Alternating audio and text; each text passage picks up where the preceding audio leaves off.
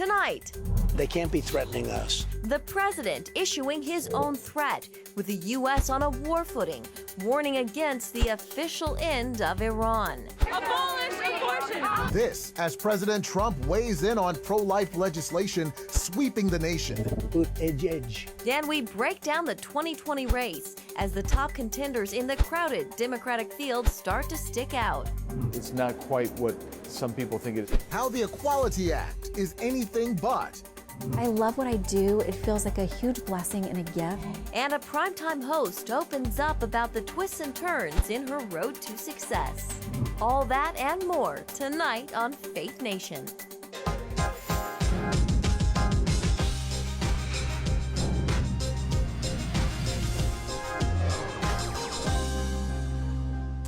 Mounting tension between the United States and Iran. Welcome to Faith Nation. I'm Jenna Browder. And I'm Eric Phillips in for John Jessup. New decisions and angry words are intensifying relations in the Middle East tonight. In the last 24 hours, tough Twitter talk between President Trump and Iran, followed by reports that Iran is quadrupling its production of uranium, an alarming development. If the tensions in the Middle East have reached a firestorm status, these tweets were the gas. President Trump tweeting Sunday, "If Iran wants to fight, that will be the official end of Iran. Never threaten the United States again." Iran's foreign minister responding, "At real Donald Trump hopes to achieve what Alexander the Great, Genghis Khan, and other aggressors have failed to do. Iranians have stood tall for a millennia while aggressors are all gone. Economic terrorism, genocidal taunts won't end Iran. Never threaten an Iranian. Try respect. It works." The rhetoric reeling on both sides, but Benham Ben Taleblu, a senior fellow at FDD, says Iran must talk big to compensate for its lack of military capabilities. This is part and parcel of Iranian security policy. They always have fiery rhetoric. One must look at their capability and their rhetoric, not just rhetoric or capability alone. After the Twitter showdown, reports out of Iran on a major increase in its production of uranium, leading to stockpiles that will exceed limits under the 2015 nuclear deal. Uranium is a key component of nuclear weapons. President Trump, Sunday, on Fox News. Just don't want them to have nuclear weapons, and they can't be threatening us. While all sides claim they don't want war, actions say otherwise. Monday, Houthi rebels backed by Iran allegedly fired 2 missiles bound for Mecca. They were shot down by Saudi Arabia. Saudi oil tankers and pipelines attacked. Iran's proxies are suspected. Last week, the U.S. ordered all non-essential American personnel out of Iraq. That's after sending warships and bombers to the Persian Gulf. Also last week, Iranian militias loaded missiles onto small ships in the Persian Gulf that could attack U.S. vessels, posing perhaps the biggest threat. Multiple U.S. directors of national intelligence have said that Iran has the largest arsenal of ballistic missiles in the entire Middle East. This is not by accident. And another warning coming from the U.S. government tonight. The FAA is urging commercial planes flying over the Persian Gulf to exercise extreme caution. Well, from Alabama to Missouri, pro-life laws are sweeping the country, but there is a growing divide among Republicans over just how far they should go. Amber Strong has the story from Washington. President Trump took to Twitter to tout his pro-life victories. But there's something about the tweets that made abortion opponents take a second look. "I am strongly pro-life with 3 exceptions," Trump tweeted. Rape, incest, and protecting the life of the mother, the same position taken by Ronald Reagan. And he isn't alone. Other leading conservatives question if recent laws like those in Alabama and Missouri go too far. I don't support the Alabama law. I believe that there ought to be exceptions. I'm pro-life, but there ought to be exceptions. But in my whole political career, I also believed in rape, incest, or life of the mother. But for some pro-life advocates, this is merely an opening battle for war at the Supreme Court. Actually, for the future of our country, Roe is destined to become a historical footnote. No law is constitutional until the Supreme Court actually revisits Roe versus Wade. When it comes to the life issue, President Trump is calling on supporters to stay united ahead of 2020, saying the administration has worked hard to fight abortion, appointing conservative judges from the federal level to the Supreme Court. We stand without apology for the sanctity of human life. It's a battle they vow to continue, and one Democratic presidential candidate welcome. with some like Senator Kirsten Gillibrand hoping to codify Roe v. Wade into federal law. President Trump has started a war on America's women, and if it's a fight he wants to have, it's a fight he's gonna have. If you're asking me, would I ever appoint a Supreme Court justice who does not believe in defending Roe versus Wade, who does not believe that a woman has a right to control her own body, I will never do that. And that Supreme Court battle may begin a little bit sooner. This week, the justices will decide whether to hear a case out of Indiana that requires pregnant women to get an ultrasound 18 hours before an abortion. Amber Strong, CBN News in Washington. All right, thank you, Amber. Well, abortion will no doubt be a factor in the 2020 election. And on that front, Democratic presidential candidate Pete Buttigieg is taking some hard swings at President Trump. The tweets are, I don't care. It's a very effective way to command the attention of the media. And I think that, you know, we need to make sure that we're changing the channel from this show that he's created. Because what matters, and I get it, look, it's mesmerizing. It's hard for anybody to look away. Me too. It is the nature of grotesque things that you can't look away. If we make it less about him and more about you, paradoxically, I think that's actually the best way to defeat him. And in a Fox News Channel town hall last night, Mayor Pete called President Trump's tweets a distraction from issues voters care about. The president is heading to Philadelphia, setting the stage for an early battle over blue-collar voters after Joe Biden's official 2020 presidential campaign kickoff in Philly this weekend. The former vice president made clear the central focus of his campaign. The single most important thing we have to accomplish is defeat Donald Trump. Biden said the president's politics and rhetoric is ripping the country apart. The president was quick to hit back at Sleepy Joe, targeting Biden's financial ties to China. Well, one thing all of these Democrats seem to share is a common target, and that is President Trump. Here now to discuss, Julia Manchester, reporter at The Hill, and CBN News chief political analyst David Brody. Both of you, thank you for being here. Thank you. Julia, to you first. You know, Joe Biden is leading in most of the polls. There's a new Fox News poll out that shows him up over President Trump, 49 to 38% among registered voters. How much of a concern do you think this is to President Trump? Well, it's all very early. We have to remember that. We haven't even seen the Democratic debate, so that's going to definitely shave a couple of Biden's opponents off early on in the game, and I think President Trump will be watching those closely. But what's interesting between these two men, and I would argue Bernie Sanders as well, is they all share a bit of a portion of a blue-collar base, and you're going to see them, as is very evident in Philadelphia with the constant visits to Pennsylvania, this fight over that blue-collar working class base, because we know that Biden, with his roots in Scranton, Pennsylvania, has a lot of ties to that working class base, and President Trump obviously has made an effort to campaign to that working class base. So we're going to see a bit of a battle, but I think the president's advisors are concerned over Biden's, push with that base, and whether, if President Trump were to lose that base in 2020, that could eventually lose him the election. Well, that being said, what is going to be President Trump's best strategy in terms of trying to galvanize that blue-collar base? Well, he'll have to expand the map. He'll have to go to Minnesota, and he'll have to go beyond Michigan and other places. So, and that's what they're looking at doing. Colorado being another one. Or is it Colorado? Colorado, Jenna will tell me what's right.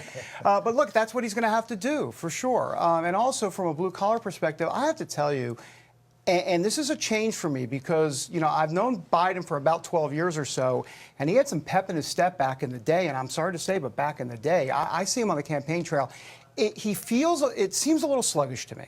It really does. He looks 77, and he seems like he's acting a little bit more like 77. Normally, I would not say age is a factor, but in this case, when it comes to blue-collar voters, you want to be careful. Trump seems to have even more energy because he's a young 71. Go figure. Switching gears to Mayor Pete, David, you were tweeting about him today, saying that he reminds you of President, then candidate, Obama.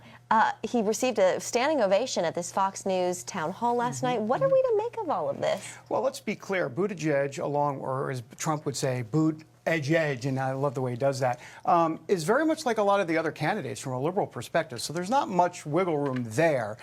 The issue with, or the best part about Buttigieg is he packages it really well. And I don't want to call it slick because I think that would be a negative connotation for him. I don't think it's slick at all. I think it's authentic. I think he has an oratory skill like we haven't seen before since President Obama.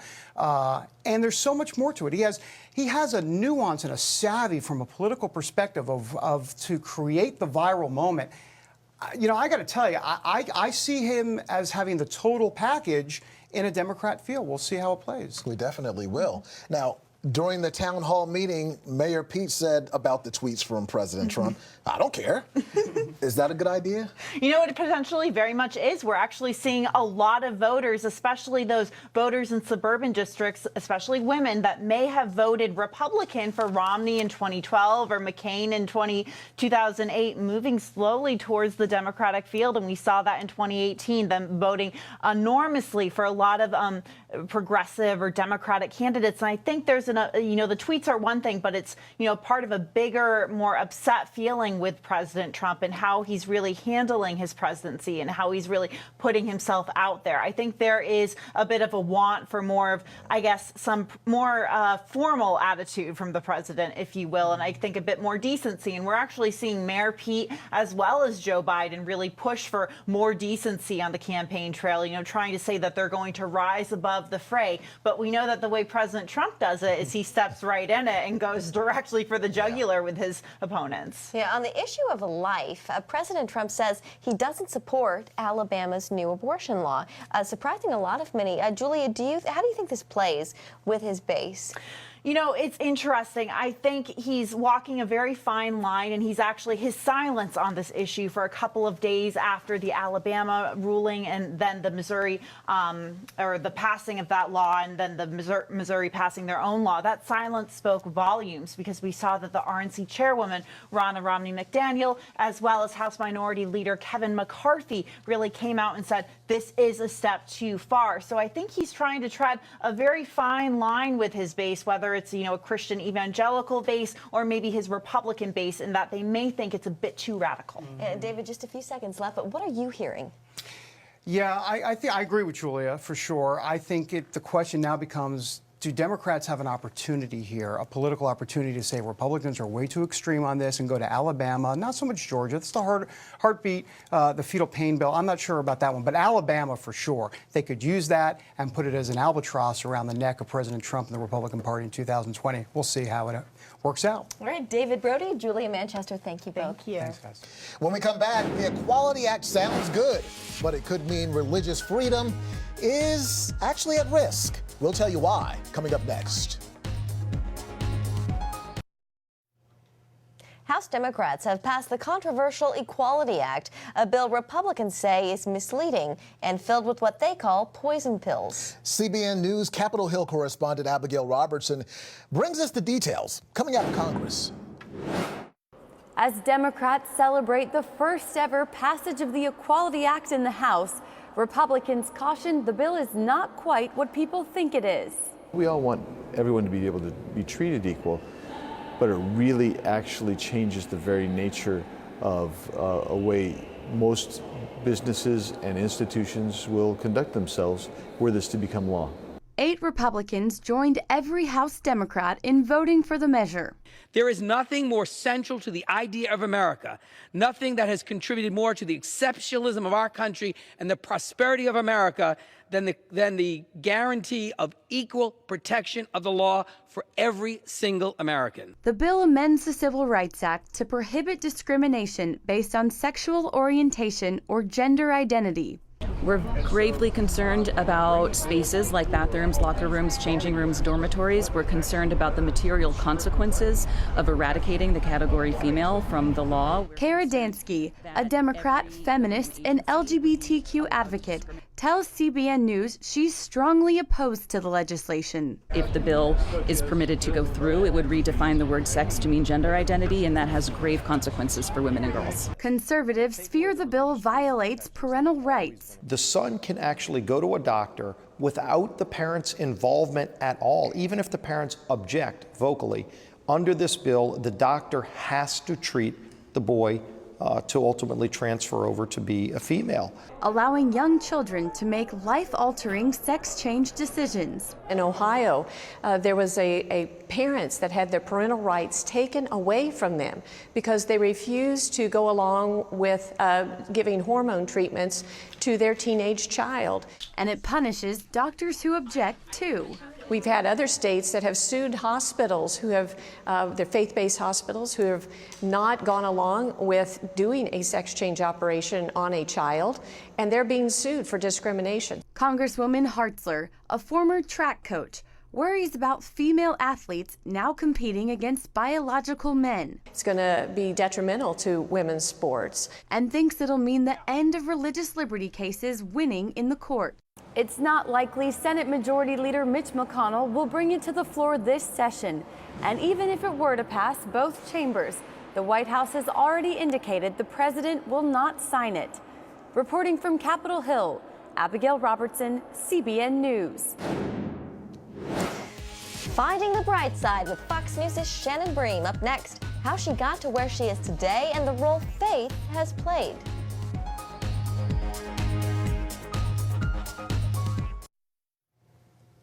Well, she's a bright and shining star on Fox News, and in her first book, Finding the Bright Side, the Fox News anchor opens up about her life and some of the ups and downs she's experienced along the way. And there have been a lot. I sat down with Shannon Bream, and as you'll see, faith is a huge theme. From North Korea to Russia, our next guest is in the center of it all. And in some respects, so is Shannon Bream, with what many would call a dream job. I love what I do. It feels like a huge blessing and a gift. As host of Fox News at Night, she covers the biggest headlines and names behind them. We met up at the Museum of the Bible to talk about her new book, Finding the Bright Side, and how she got to where she is today. Shannon grew up in Florida, going to church and Christian school, eventually choosing Liberty University for college. That's where she met her husband, Sheldon. You know, we had friends who kept trying to put us together, saying, you would like this guy, you would like this girl. We were always dating other people.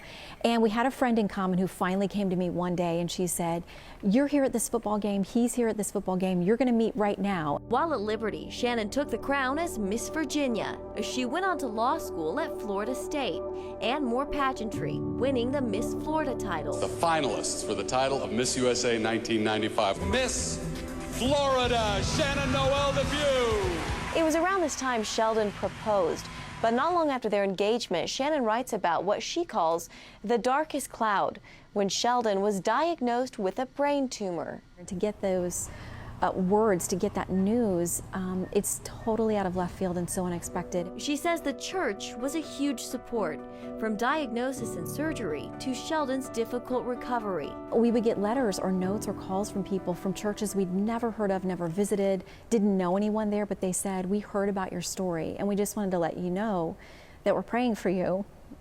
And as a Christian, it was just so overwhelming to know that there were people who are just the body of Christ that we would never meet. Newly married and out of school, Shannon learned quickly law wasn't for her and started interning at a local news station. I eventually decided a few months into that, I loved it so much. The police scanners and the breaking news and just the unpredictability of live television that I decided to kind of take the leap there. She eventually got hired at the CBS affiliate in Charlotte, North Carolina. WBTV News 3. After a short stint there, NBC in Washington picked her up. We're going to have that story It was at a speaking conference where she met Fox News' Britt Hume.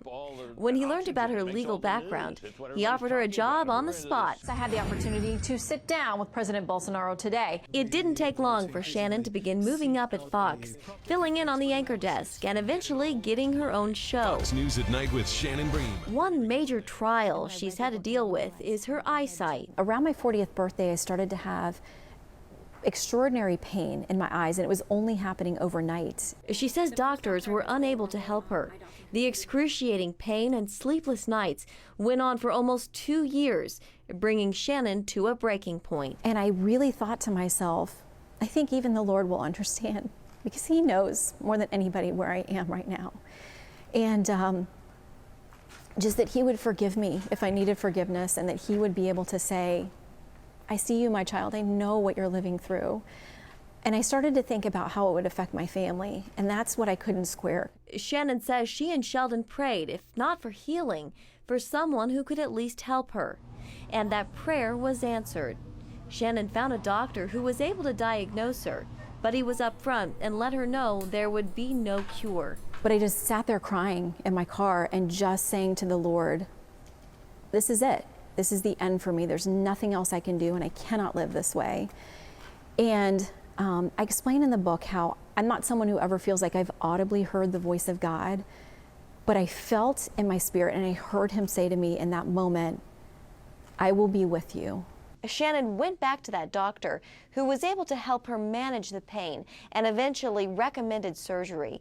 Today, she says her eyes are not perfect, but they're about 95% better than they were. One reoccurring question Shannon says she gets, especially in Christian circles, is her decision to not have kids. For me in my life, I've never had that on my heart to become a mother, and it's hard oftentimes to discuss with other women. She says she and Sheldon have many young people in their lives, but feels her calling is her career.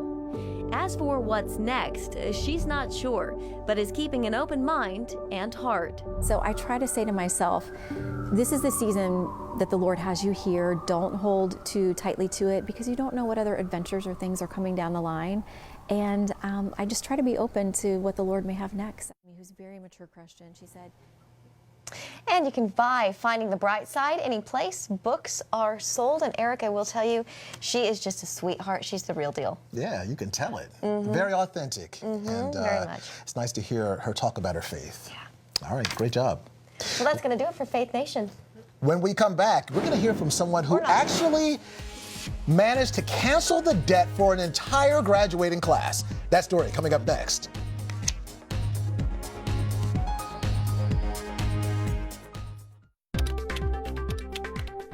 But is it? It's really just the beginning, right? Have you written a book and want it published but don't know where to start? You're not alone. Page Publishing cuts through the confusion that most new authors face, like copyright protection, barcodes, printing, and digital uploading. We will get your book into bookstores now. We guide you through the publishing maze and help you distribute and sell your work in hard copy and ebook formats. That's right, we will digitize and place your book for sale on Amazon, Apple iBooks, and Google, offering it to millions. Don't waste another minute. Most publishers won't even look at new author submissions, but we're different. We review your book and provide you feedback in about a week. If we decide to publish your book, your work ends and ours begins. From copy editing and proofing to typesetting and book cover art, our team gets you into bookstores fast. Call for your free author submission kit at 800-280-2137. Artist breakdown? Oh no, that could be a $3,300 bill you weren't expecting. Fridge on the fritz? That could cost you $2,500. Get the First American Home Warranty Plan. And when a covered item breaks, call or click. That's it. And we'll repair or replace it for you. We have plans that cover air conditioning, most appliances, plus heating, plumbing, electrical systems, and much more. Plans start as low as $25 a month. Why let a major system or appliance breakdown bust your budget or go through the hassle of trying to find trustworthy service people? More than our money's worth. You save a lot of money. It's a big savings. Last year alone, we saved our customers over $140 million. Don't wait until it's too late and you're stuck with a huge repair bill. If you don't have First American Warranty, get it. Call 1-800-959-3814. That's 1-800-959-3814 for a free, no obligation quote. Students at Morehouse College are getting a debt-free start in the real world. That's right. Billionaire philanthropist Robert F. Smith told the 400 graduates at the historically black college he would pay off all their student loans. On behalf of the 8 generations of my family who have been in this country, we're going to put a little fuel in your bus. And my family is making a grant to eliminate their student loans. Yeah, the estimated cost of that gift, a measly $40 million, pocket change. Smith went on to encourage the class of 2019 to pay it forward. Oh, such a great message. A great seed to sow. Yeah. All right, well, that does it for Faith Nation. Have a great evening.